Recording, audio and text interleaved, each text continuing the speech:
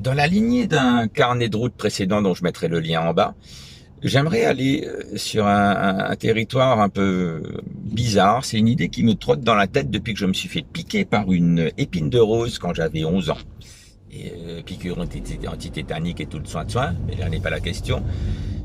Puis là je me suis dit, la rose, il y a des méchants, elle a piqué, elle a des piquants. Pourquoi est-ce que la rose a des piquants?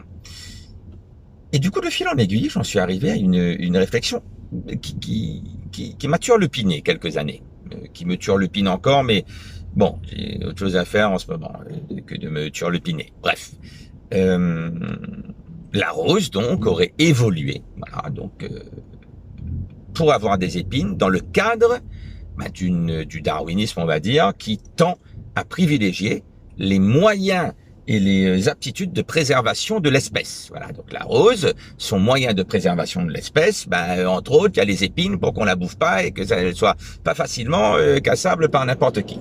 Bien. Les animaux, les griffes, les machins, les dents, les canines, les prédateurs qui ont plutôt les yeux devant parce qu'ils visent une cible, les proies qui ont plutôt des yeux sur les côtés pour voir venir les prédateurs. Bref, tout ça, mécanisme de préservation de l'espèce.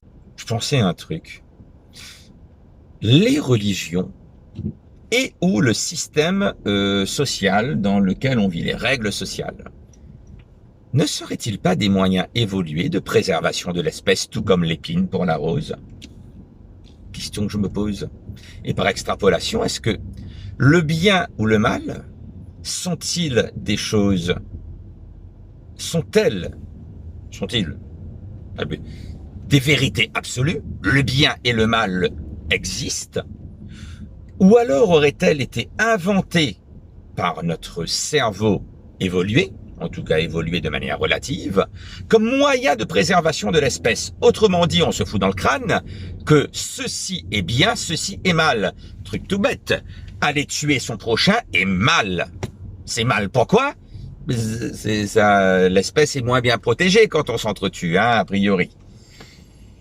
Voilà ce que vous en pensez. Est-ce que l'invention du bien et du mal, si toutefois il s'agit d'une invention et non pas d'un dogme, d'une vérité absolue que le bien et le mal existent de manière véritable, donc en admettant que ce soit quelque chose qui soit inventé, est-ce que ça ne serait pas un moyen évolué de préservation de l'espèce, donc le bien et le mal, et par extrapolation les religions et ou les systèmes sociaux, et ou les philosophies, pour préserver notre espèce, tout comme la rose aurait créé ses épines? Je vous laisse méditer là-dessus.